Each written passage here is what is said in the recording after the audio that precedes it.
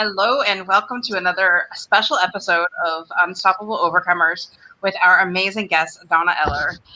Donna is a former top fashion model. She also is a landmark worldwide coach, and she owns One Hot Flip, which is flipping houses.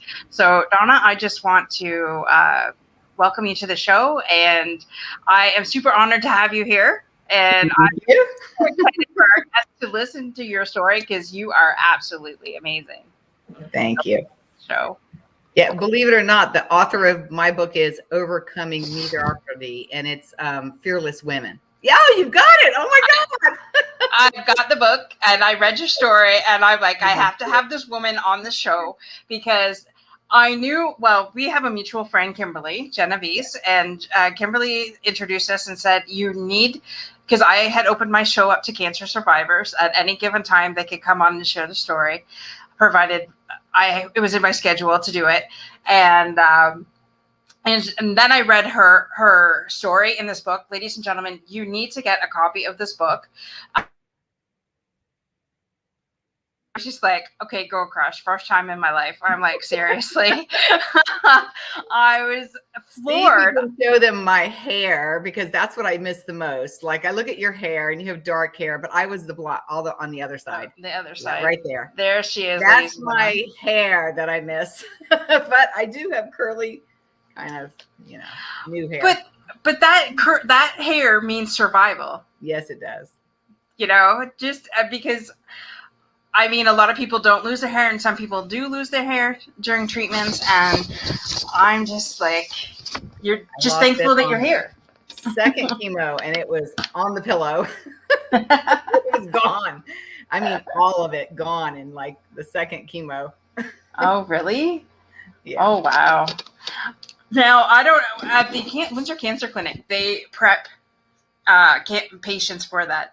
Because it's you guys must be going through a lot in your mind, especially when you're first diagnosed and things like that. And then when you have this beautiful hair and you're going to lose it. And, I just, I know that at the Windsor Cancer Clinic, they do prep you. Do they do that in Michigan? Did not prep me. It was a funny thing because when she talked to me, she started by saying, I hate to say this, but now that we've done all the tests, it's pretty aggressive. So we need to start tomorrow. And I was like, all right. And she's like, if we don't, you've got 3 months probably to live. Because if it gets in your lymph nodes and then in your kidneys and then in your body, in your bloodstream. And then I was like, stop. You never get to say that again. Yep. You're not my doctor. And then she kind of like got a little put back and she goes, all right. I was like, thank you. We don't say that. You just start chemo tomorrow. So I was lucky because a friend told me I was going to lose my hair. She came over and she said, I'm going to warn you now, the second chemo, and you will not have any hair. You're going to go bald. And I'm going to tell you because they might not tell you. And I said, well, they didn't. So I'm glad she did.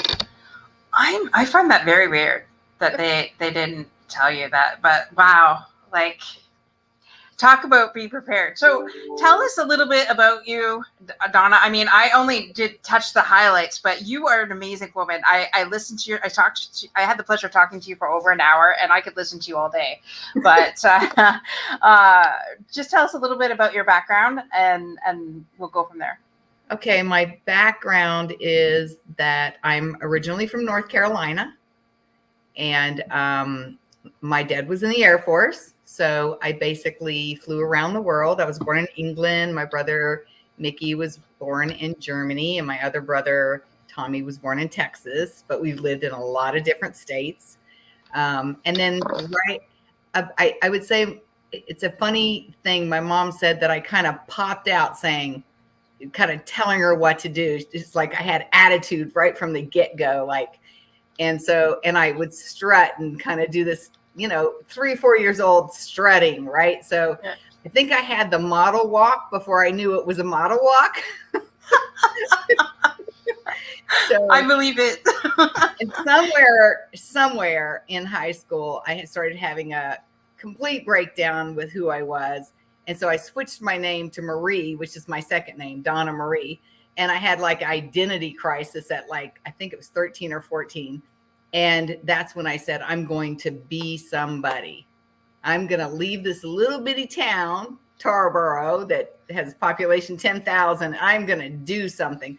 And it literally started right then, even though my mom was like, you're not even tall enough. And she went into a bunch of things. But then I really got quite tall, 5'9".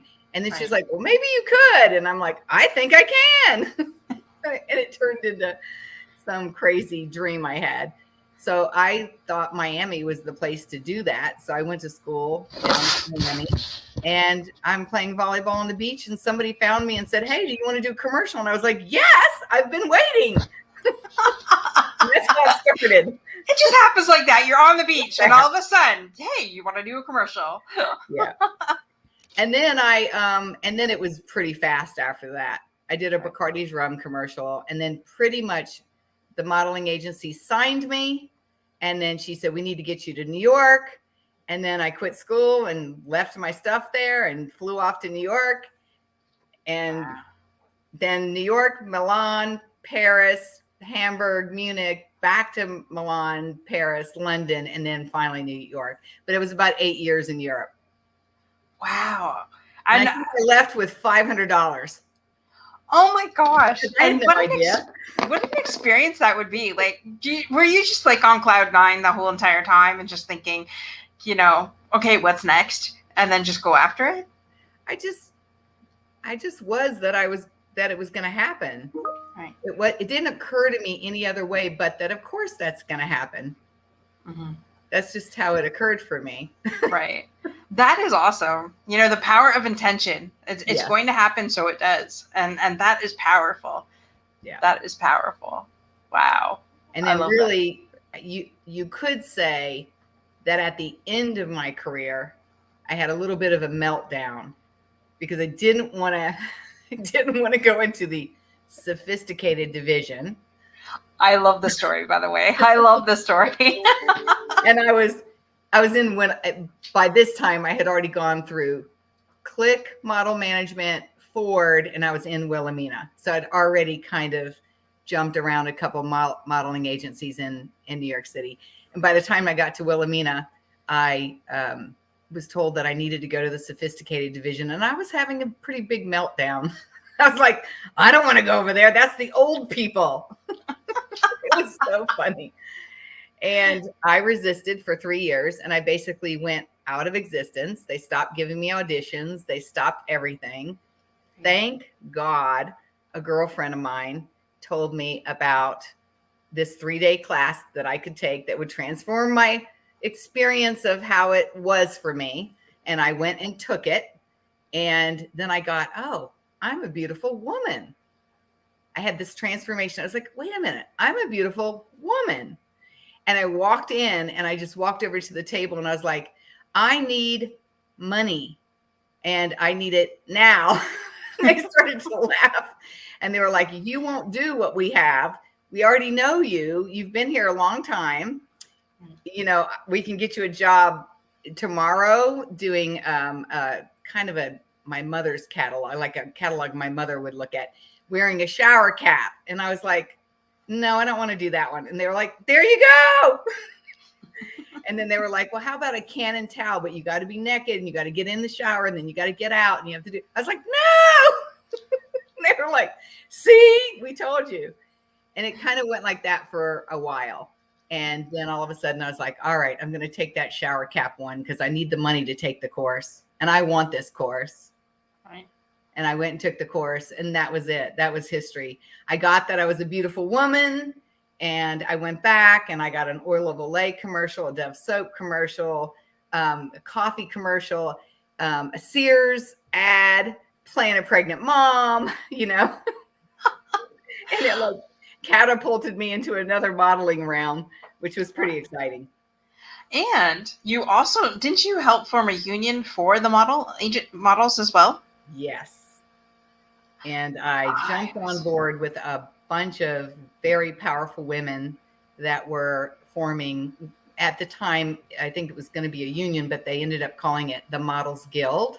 It became Local 51. And I ended up becoming the president or executive director, I guess you would say, executive director. And I ran it for 5 years. We passed a bunch of laws mostly about children. It's a pretty exciting time for me. Right. That was fun. Totally different experience being kind of like a union boss and getting on the front page of the New York Times. Right. And getting interviewed a lot, which was fun. I could just see you, the diva. Oh, I'm not doing that job. And going from there to helping models, and helping children to have a better life, better time while they're modeling. And the rest of that story, folks, is in this book, which you want to get a copy of. Totally. I had put in the show notes Donna's email address. So if you wanted to get a hold of Donna to get a copy of that book, definitely get your hands on it, because I'm telling you, you will laugh the entire time, especially now that you know her and she shared a little bit of the story. But oh my gosh, I honestly can visualize you. Even my the McCall's cover, when they told me I was getting a McCall's cover, I was like, I don't do McCall's. I do like Vogue. I was like such an arrogant person, and I look back on it now and I kind of laugh about it, because actually my McCall's cover got me more work, financially speaking, right, than when I was, working for some of the, probably you could say, the more fashionable or trendy or well-known magazines. So it's pretty funny, but I got McCall's cover and I catapulted into being a mom. I love it. I love it. Just when you have that attitude, oh, I'm not going to do that, God says, oh, yes, you are. Oh, and yes, you're going to like it.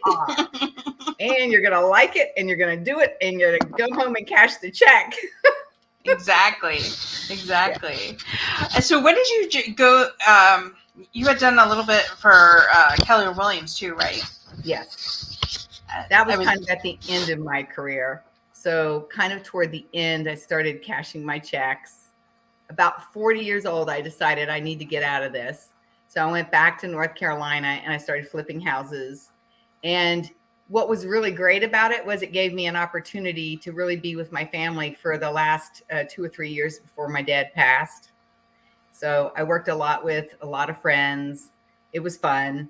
And then I created I got on with Keller Williams. I don't know if I'm supposed to say names. That's why I've been kind of but I got on with Keller Williams and I created basically working with an asset manager. So I got most of my listings from foreclosures and started taking foreclosures listings, and I built a little business. And then I got kind of known in Raleigh, North Carolina. And then at the end of that, I got plucked. Right. By somebody in Los Angeles who wanted me to run his Keller Williams. So I ended up, he basically, moved me to Los Angeles, paid for the moving van and paid to ship my car. And I went to work in Los Angeles and became the CEO for Keller Williams, Marina Del Rey, and Palos Verdes.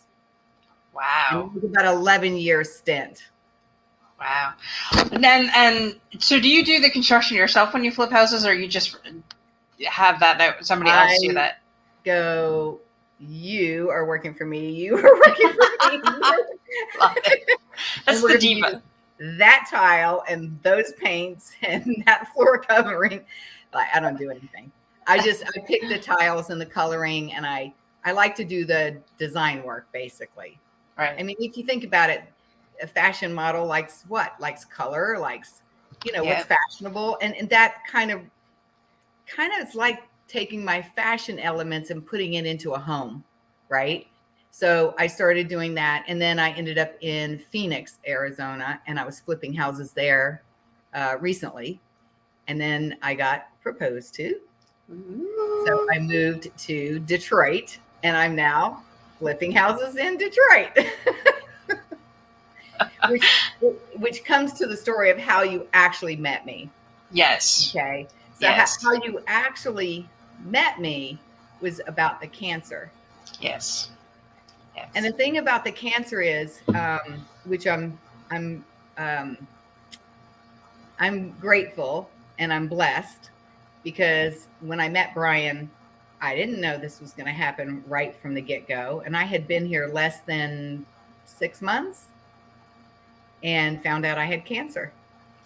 And so for a year, I think it was 35 weeks of chemo, about a month off. Then I had my surgery, and then another month off recuperating. And then another, November, December, January. And then I flew home in February because I went to North Carolina to have my radiation. So it was pretty much complete by March. I found out in March and it completed in March. So it was about a year. Wow. From start to finish. Right. And I was bald almost that whole time. But that's why they made wigs. Oh no, I just stayed bald. Just stay bald. Well, bald is beautiful. I actually looked okay bald. There you go. I admit it. You're a beautiful woman. So bald or not, you would, because confidence is everything, and you have the confidence to push anything off completely. Yeah, I totally agree. That was a journey, though. That was a journey of which actually, considering what I get to do for a living, empowering people into their futures of what's important to them, right? I actually got to demonstrate what that looked like during my year journey, because I think it took less than 3 chemos and I knew I was sick as a dog. And I was like, I have to focus on something that's way bigger than my body sensations, my muscle cramps, how I was feeling, my throwing up, all the stuff that happens. Even not, I would stand up and I would fall because I didn't have enough energy to stand or whatever. During that whole time, I created that I was not ever looking out of a window again and seeing a condo. Yeah. And something shifted. I was laying in bed and I was like, I'm not looking out that window, looking at a condo ever again. And it gave me time to think and to really look back. And I was like, I want to water ski again. I want to be on the water. I want every single window to look at water. There you go. So I started telling Brian. And Brian was like, well, I'm not a water guy. I'm a camper. And I'm like, I do Hiltons. Me too. I don't do camping. So, and then I was like, we should have, even if you don't like water, I love to water ski. So we could get a boat. You can drive the boat. I'll water ski. And he's like, I can be a water guy. And I was like, all right, let's do this. And so we started creating, and I wanted 5 bedrooms. I wanted 3 baths. I didn't know I wanted 2 kitchens, but I got 2 kitchens. Are you serious? 2 kitchens, one on the bottom floor and one on the top. Oh. And then I said, I want it for $450,000 cash. I started calling all these agents from Keller Williams, and they were all like, doesn't exist. It's pie in the sky.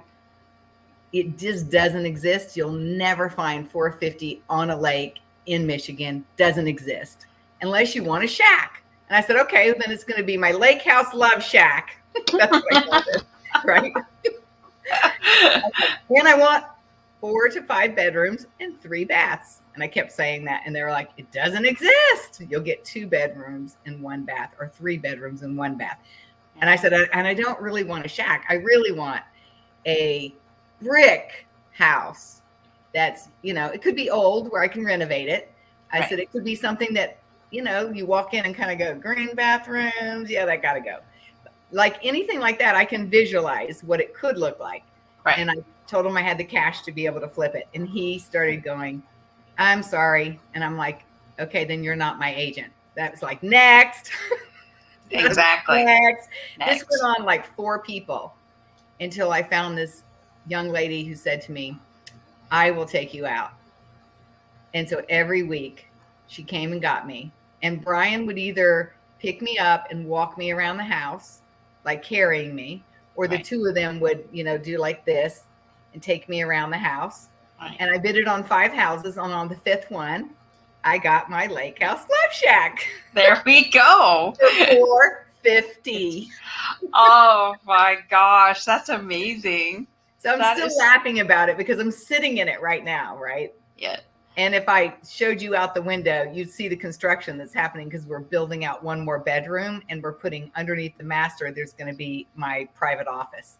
So we're building out one more bathroom to make it bedroom and one more bathroom. That'll be 5 bedrooms, 3 bath. Exactly what I wanted. Exactly what you wanted. Exactly what I wanted. And that's the power of intention and not giving up. You know, and we have my friend Nancy here saying, you know, that she just loves that. And, you know, she, you know, and I had actually Nancy on my show last night, and she's a coach as well. And she was saying, you know, to find the joy in everything. And you certainly have found the joy in everything, from being the top model to the old model to, you know, working in real estate to, you know, kicking cancer's ass. You have, every time I talk to you, it's like you have joy in everything. And I truly appreciate that about you, because it's like you never give up.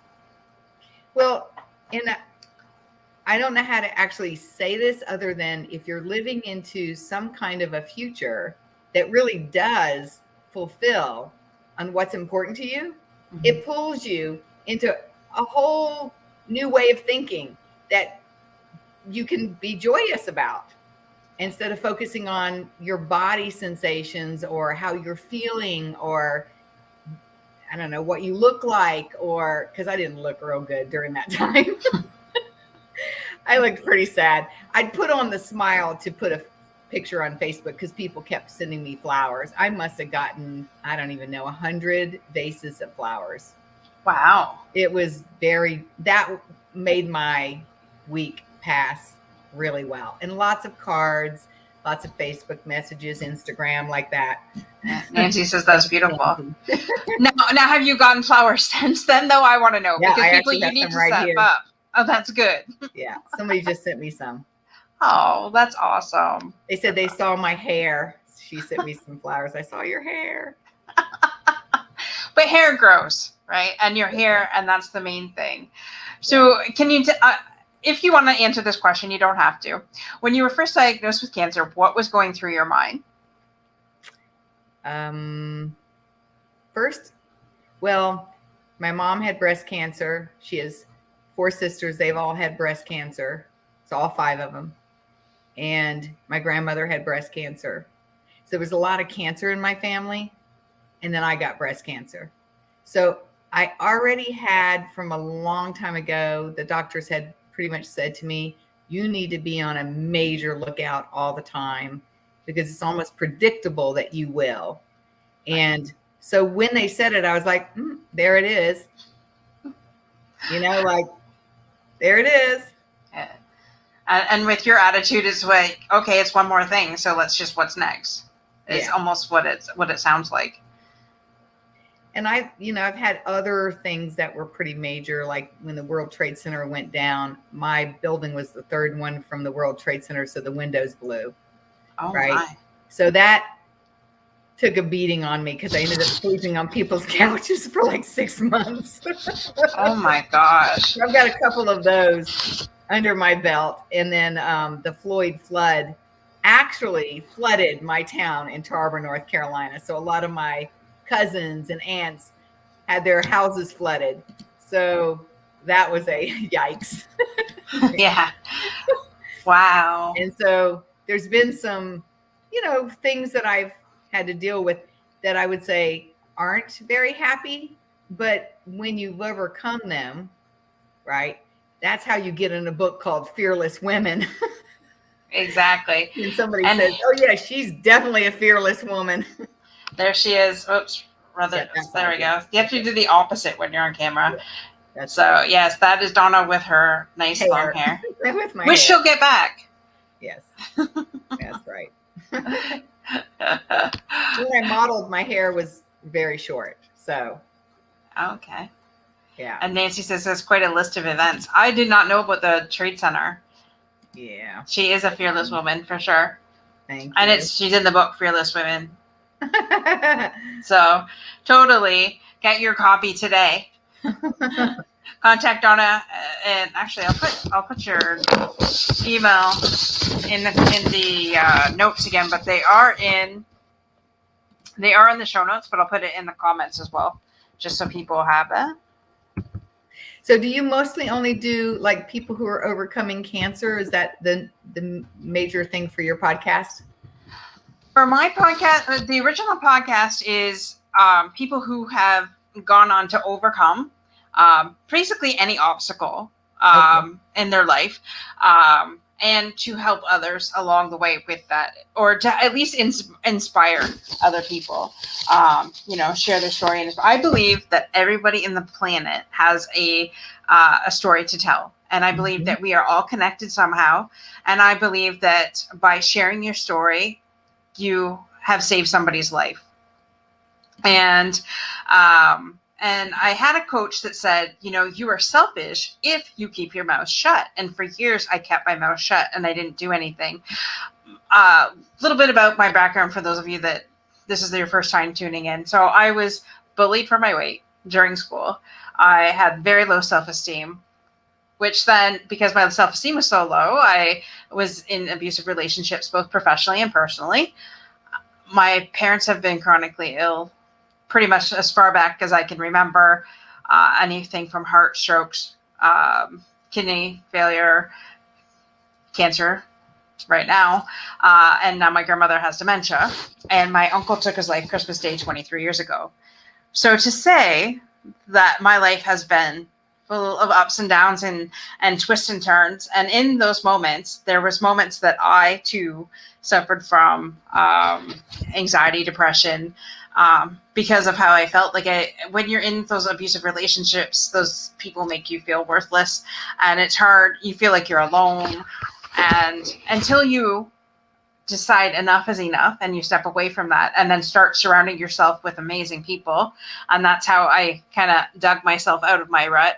I found some amazing people such as Kimberly and Jen and Dr. Christy and that Saturday morning group and yourself, and just really I did 10 years of healing, and then I met my husband.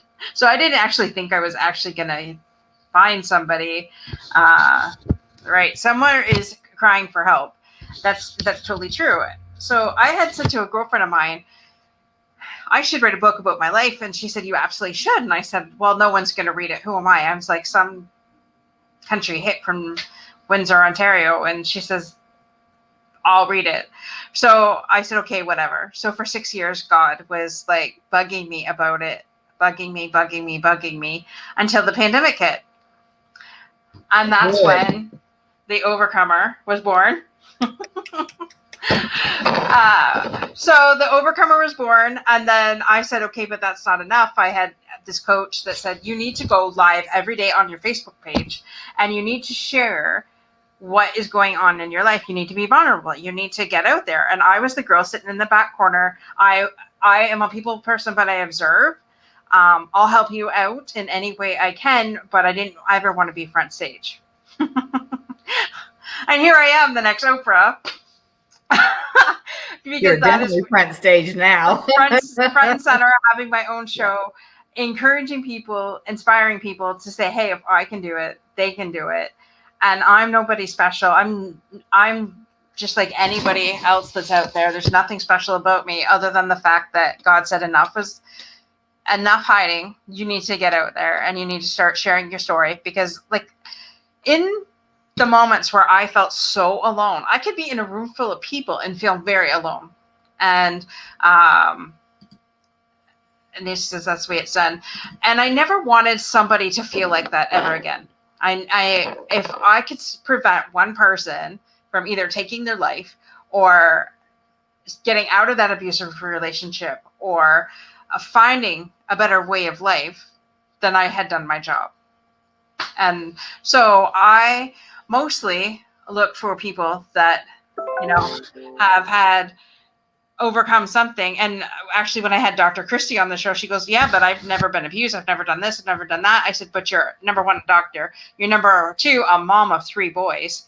Hello, you are coordinating the chaos and everything that you do. you are an overcomer because you didn't get up and you got out of bed this morning and you help other people. She's a holistic healer, so she helps other people through that. So, and that's, like I said, I believe anybody really could qualify for the show because I believe we all have a test. We've all had tests. So, yeah. And then the cancer part came about. Right. I didn't realize that June was Cancer Survivor Month. I had no idea. Why I didn't know that, I don't know. Because number one, I don't watch a lot of news, to be quite honest. And I'm just stuck in my zone doing what I'm doing. And so, and obviously cancer, like it runs in my family. And my dad has it. And that's who I had everybody praying for the last couple of days. I didn't give a lot of detail out there on that, but everybody, I have been completely open and honest with my dad's cancer story, right from the beginning, because we found out after I got engaged. I got engaged November of 2020, I think, or 2019, and he got diagnosed in April of 2020, and so. And here we are, and being in the waiting room with other cancer patients, families, it's like a camaraderie, and it's like, you're not going through this alone because other people are here, and some people just want to be heard, and some people just want to know that, hey, you're in this too. And I felt that very strong because thank goodness the first time he was diagnosed with cancer, we were able to go sit in the waiting room. And so we met a couple family members of the patients, and we built a bond with them. And it's almost like you're building that bond because you're in the same hell together. So you know what it's like, when, your spouse or your husband or your father, isn't eating and he looks like a skeleton, and, they're going through that too. And, the chemo makes them sick, and they get into their heads because they have, let's face it, they have something in their body that could potentially kill them at any time. And it's scary for them. So, to share those stories with somebody else, it's kind of soothing because, you're not alone. And the whole premise of overcomers, unstoppable overcomers, is knowing that you're not alone. So I had a couple friends that had just came out with their leukemia story. For the first time, he had leukemia for 15 years and never said a word to anybody. And he has his own show with a friend of his that goes on Wednesday mornings. But he decided that he was going to share his leukemia story on a friend of mine's show. And then I said to him, well, why don't you do it on my show too?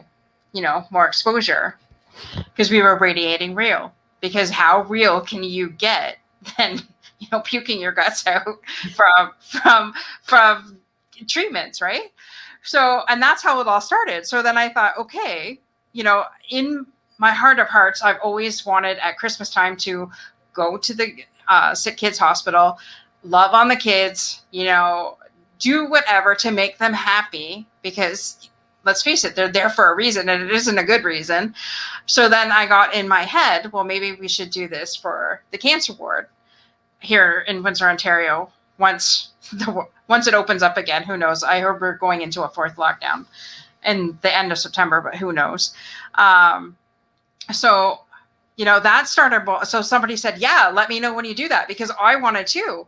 And then I had this friend, as soon as my dad got cancer, I met this woman who has, I'm probably going to massacre it, metastatic breast cancer, where it means it's all through her body. So like she's lack of better words, metastasized. Yeah.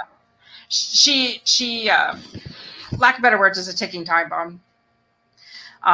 So there is no cure for the cancer that she has, but she's an amazing woman, and she has a heart to help other people. So when cancer patients get their diagnosis and they're like, what? Like, I had no idea. I don't know what this means. She helps them because she's been through it this is what it actually means in layman's terms.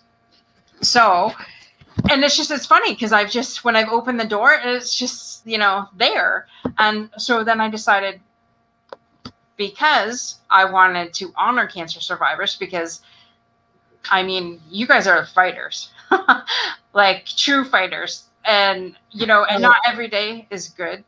So one thing to distinguish is that most people, because I found this to be something that I dealt with when I was going into the cancer ward, and I don't know if you could even see it, but I've got, that's where my port was, right? Mm-hmm. Everybody was in these little chairs in the booths, and because it was COVID, they had the plastic screens like this, so we could see through at each other all the way down, and there'd be like, I don't know, 40 of us going down. You could see, and people were in balls and undercovers and crying and not in good shape, and some of the older ones kind of looked like they were going to die or didn't have the wherewithal to generate love or saying hello to the nurses that were really gracious with us and taking care of us and having conversation with us, right? So I would come in and I'd go, okay, guys, snap out of it. We're killing cancer, right? Right. And they'd go like, and the nurses started to get used to me. They were like, oh, Lord, Donna's here, right? But I was like, you could sit there and, act like you're dying, or you can go in there and say, you know what? See, context is decisive. Mm-hmm. So if you go in there and you say you're going to die, guess what you probably will do? You'll die. But if you go in there and say, no, I'm killing cancer right now, this is it. Once we're done with this is it, right? Mm-hmm. There's another world available. So, and I started talking about my lake house love shack. And then every time I came, everybody was like, did you find it? Did you find it? And I was like, I bid it on one. I'm hoping I'm getting it. So there was like, so they kind of waited for me to come, and they, it was usually, I think it was a Wednesday that I did my treatment. So every once in a while when I would not be able to do a Wednesday and I do a Friday, it would be a new crowd. They didn't know me, which was unusual. But the bottom line is none of the nurses know how to create context for these people. Yeah. So they just let them come in and they're taking care of us. It's not that they don't take care of us, right. But I'm not a victim. I have cancer. Yeah. I'm not, I could say I'm a victim, and I'm a victim like I have cancer, right? Like if somebody breaks in your car, you're a victim, right? But I don't have to be victimized that somebody broke in my car, and I don't have to be victimized because I have cancer. Right. Right. So there's that distinction is super important, especially for you, Dorothy, given that you're a podcaster who's sending out this message. Right. You can create that every single time, which could completely alter how someone interacts with any kind of disease, actually. Yeah. And it's interesting because the word disease is dis-ease. So dis-ease, disease. Yeah. So if you don't resist something, your brain is really strong. Yeah. Your brain can actually overcome and actually cause you getting well if you take it on like that. And Dad, if you're listening, because I asked you to listen, this is why I asked you to listen. Yeah, first time I've actually called my dad out on a show. First time ever. Oh, good. Is he on here? Hi, Dad. I don't know, but I'm going to send him the replay, and I'm going to tell him to go in at 38 minutes for sure and listen to that. Because I mean, and it's also really polite and great not to resist that somebody's ready to go too. Yeah. That's an honoring of one's soul and spirit and their choice, right? Yeah. But really, disease can be interacted with like, okay, I clearly, when something lands in your body, there's something that you're resisting that it lands as dis-ease, disease, right? And the more that you can be responsible for that, then you can, I love this word, overcome. I'm going to keep using it because it's the name of your book and the podcast, right? And the podcast. It's a little bit of a rating tool, and it's funny because I know Van Jesus sings The Overcomer, but I can't play it because if you play music that is what's the word I'm looking for? Copyrighted or licensed, they can shut you down. Yeah. So I would love to be able to do that, be the theme song of our show. But well, if anybody's listening out there and can get us licensing, let us know. Yes, please. We're speaking that to the universe, and it's going to happen. Yes. Let's create that. Let's create that. And possibility. Yes, anything's possible, especially with the people I'm working with. Let me tell you. That's right. That is awesome. And what you said when you went in, and there's like 40 of you in that row. I can remember the very first time, my dad's very first chemo treatment. My mom and I were both allowed in. So, but they don't take you, like we had the big room, because when the first time you get the big room to yourself. But they took us right through and around where all the cancer patients are getting their treatments. And you said, and it's like, some of them look like they're dying and some of them look healthy. But I wish, and I guess from that moment, that memory has been stuck in the back of my mind, because I'm thinking, how could we make this better for these people? Like they're going through something traumatic. How can we make this better? And like you said, you coming in like, hey, we're killing cancer. And that's, it's like a Robin Williams type thing, because that's exactly what Robin Williams would have done. He would have. And I think that's what people need. Because life is serious enough. Let's, like you said, we're killing cancer. You may have cancer, but we're killing it. And that's, I love that. I think it was either the boys club or the girls club, or either it was the Boy Scout, Girl Scout. One of them had created these bags of, like nabs and, these ginger snaps, because when they put the port in, there's this weird taste that gets in your mouth. And the only thing I could find that worked was a ginger snap. So those little ginger, candy things or whatever. But they gave us a little bag, and it would have a water, and it would have nabs and all this stuff. And I was so thankful, because when you sit there for 4 to 5 hours, you get really hungry. So 2 things: context. If somebody was like, okay, we're killing cancer, like that would, alter our mentality. And then we love food when we're sitting there for 4 hours. Food and water is good. Well, in Windsor, where I'm at, they have like a snack trolley that goes around. Really? So the patients can have it. The family members can't. I think that was because of COVID. Oh, maybe. I think that's why we weren't getting fed. Maybe. Yeah. I think I remember her saying it was because of COVID. They didn't let us. They didn't hand out stuff anymore. Oh. But anyways, we loved those little bags. We were all like, "Oh, you brought one in? Can I have one?" Well, that's funny. My mom would bring a huge like lunch bag for her and my dad, so it'd be packed with like sandwiches, cherries, stuff they shouldn't eat too, I'm sure.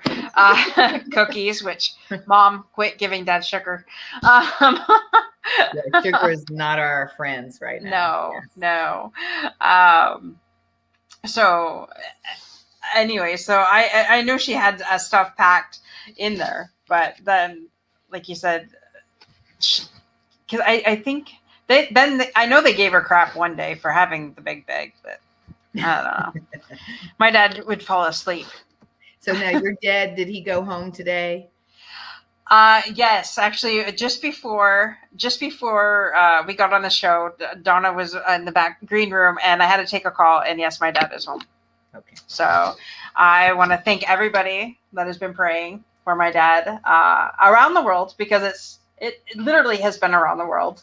And people, it's funny because all of a sudden I had become friends with different pastors, and I had no idea what that was for. But on Sunday night, I reached out to everybody that I knew, including this pastor that I had never really talked to. And she had sent me a poster if I could pray for this one convention that they were putting up. So I said, absolutely, I'll pray for you. She goes, is there anything I could do for you? I said, wow. As a matter of fact, there is. Can you pray for my dad? So this woman is out of I want to say Savannah, but I could be wrong. Savannah, Georgia. But I'm gonna have her on the show too. That because I think that would be absolutely amazing. She doesn't know it yet, but I'm going to ask her. Good. Because I think that's important. Obviously, prayer is powerful, and nobody can tell me differently, because within 24 hours, you go from almost dead to, hey, I'm going home. That doesn't happen without a miracle. Miracles are great. And that's what I was asking for. I was out there asking for a miracle. And I will have to say, this was the first time that I didn't think, I think my dad was ready to give up. And that's what scared me the most. And that's why I got on my knees and I was praying, and I had the world praying. And so that scared me. Like you said, if you are not in your mind, and you whatever you can conceive in your mind. So if you can conceive that you are healed, you will be healed. And I love that. And sometimes we get into our heads, we're our own worst enemy. But if you can get yourself out of your head and allow the healing that everybody's. I kept saying, Dad, just be grateful. Just say, thank you, Jesus, for my healing. That's all I want you to say. Don't say anything else. Please don't say anything else. Because the first round of chemo he had lung cancer, first of all. Walked through that like it was a cakewalk. Had radiation, that was a cakewalk. Had chemo, that was a cakewalk. Wow. And Dad, I'm not calling you out, but I am going to share your story so that nobody else does this. He said, I feel cheated because I seen everybody else that in that cancer ward having chemo, and they looked like hell, and they looked like they were at death's doors. And I walked out of there. He goes, so I felt bad because I was actually I felt healthy, and these people are at death's door. And he said, I kind of felt cheated of the experience. Wow. Interesting. Yeah. Wow. Then it spread to the liver. And that the chemo he was on pretty much knocked him out. And he had 4 treatments of that, and each treatment was worse and worse and worse, to the point where he was allergic to it and had to have Benadryl immediately. They could tell, because he got from the top of his head to the bottom of his feet, instant. It started heat, and then it was nothing but itchy, completely itchy. So they had to hurry up, give him an IV of. Oh, really? He got him on They put a bag of liquid Benadryl. I had to have that with my chemo, because I would get really flush, then a hot flash. Yep. And I start sweating. And there was a couple of, and then sometimes I'd get like where my neuropathy in my fingers and my feet, and they'd start twitching. It was the weirdest experience. Yeah. And that is what was happening. And so he had that twice. And so to the point where I shouldn't share this part, but I will, because I share everything anyways. He walked in the door, dropped his everything, hopped in the shower, and had my mom put cream on him right away. One of the times, because he was so itchy, he couldn't stand it anymore. It was anti-itch cream. The itchy. Yeah. And so this is what happens, people, when you say things like that. The power of the tongue is very powerful. So when you say, I feel cheated, God's going to say, okay, son, I'll show you what it's like. And this is what I told my mom. This is how my mom got through it on Saturday night, because I said, Mom, this is exactly why this is happening. I said, so tell Dad never, ever, ever, ever, ever to say that again. And then. Well, words create a world every time you speak. Yes. So watch what comes out of your mouth. Exactly. Even though our brain isn't necessarily our best friend, because we wake up and it says things like, I don't want to get up, or, all the things like, I can't do that, or whatever that is. Yep. All of that is just brain thoughts, but watch what comes out of your mouth. Yes. Yep. So the only thing I want to hear is, thank you, Jesus, for my healing. That's all I want to hear out of his mouth. Thank you. I'm blessed. I'm blessed. I'm blessed and not stressed. There we go. That's actually a very good saying. I'm blessed, not stressed. That's right. Yeah. And so, yeah. I mean, there was complications. He has an infection too, chest infection, but it's under control, and he is back at home. And Thursday we find out how we're going to shrink the tumor on his liver. So, yeah. Well, I'm going to have to think up another big thing for me to actually, I did think up, I forgot to tell you this one thing. So I did get engaged. I forgot to tell you about this piece. Yes. And we were supposed to get married May of 2020. Then it was July, and then it was September. And so now it's going to be October the 9th in Tulum. Oh. And we've named it Toes in the Sand. Nice. That's the name of my wedding. I love it. That's the same day my cousin got married. Oh, really? And it's only 2 or 3 weeks from when I got married. Nice. Yes. Nice. I love that. Cove at the Sand. I love that. October 9th. We'll have to send you a card. Yes, that's gonna be my day. I can't wait. You will be a beautiful bride. We really actually made up our mind that we were going to get married in Los Angeles, New York, Detroit, North Carolina, and Tulum.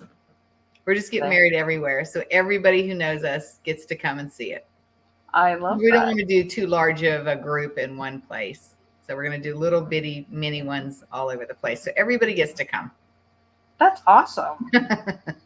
That's awesome. Oh, I'm so happy for you, Donna. And I'm thrilled that you said yes to coming onto the show. And I know that for sure your story has helped more than one person out there. My goal is to reach at least one, because, Jesus said reach the one. So my goal is to reach one per episode, if not more. But also know that this will definitely be going on Anchor and Spotify by the end of the week. If I could give you one thing that I would say to anybody who has cancer, you have to keep saying, I'm killing cancer. You just have to say, I'm killing cancer right now. It's all good. I'm killing cancer. And I think that's really important because it tells the brain that's what you're doing. Yes. It kind of like it alters the way you think about it. I'm killing cancer. And like, I would say, guys, no, you don't get to cry. You don't get to do all that stuff. You're killing cancer. It's like, I'm going to get a t-shirt made that says that. My friend Frank, hey Frank, if you're listening, I need a shirt that says I'm killing cancer, and my dad is going to be wearing that. I love that. And thanks to our listeners for tuning in, and for the ones that I know that there'll be like a lot more coming on the replay later, and I totally get that. And Donna, I am so honored and privileged to have you on here. Is there any last words other than I'm killing cancer that you want to say to our viewing audience? Well, for your dad, let him know that if he wants to keep living, right? Yeah. That he gets to say. I love that. It really is it's his word. So have him watch what comes out of his mouth. Oh, I think he's learned his lesson. Especially with you as a daughter, right? Exactly. Because I'm like, don't say everybody. In front of everybody, yeah. That's right. But I say that because I don't want another person to do the same thing. And that's the only reason why. It wasn't to please nobody watching this. It's this to say that, anything bad against my dad. My dad doesn't know better either for those things, because he's not where I am. What should I say? Not biblically, spiritually. He's not where I am spiritually. That's right. So he's getting there, but he's not quite there yet either. So I've had a lot of more teaching than my dad has in that regard. So I when things like that come up, I'm like, that's a teaching lesson, and I'm like, way to go. That's one heck of a teaching lesson. Teach him faith. Yes. Yes. Beautiful. Yeah. So, and that's, I think we could all learn that lesson, right? Because I think even myself, there are moments and times that I'll say something, I'm like, wait, no, I erased that. I don't really mean that. Good for you. Just erase it. Yes. I erased that. God, jeez, you honestly did not mean to say that. Good for you.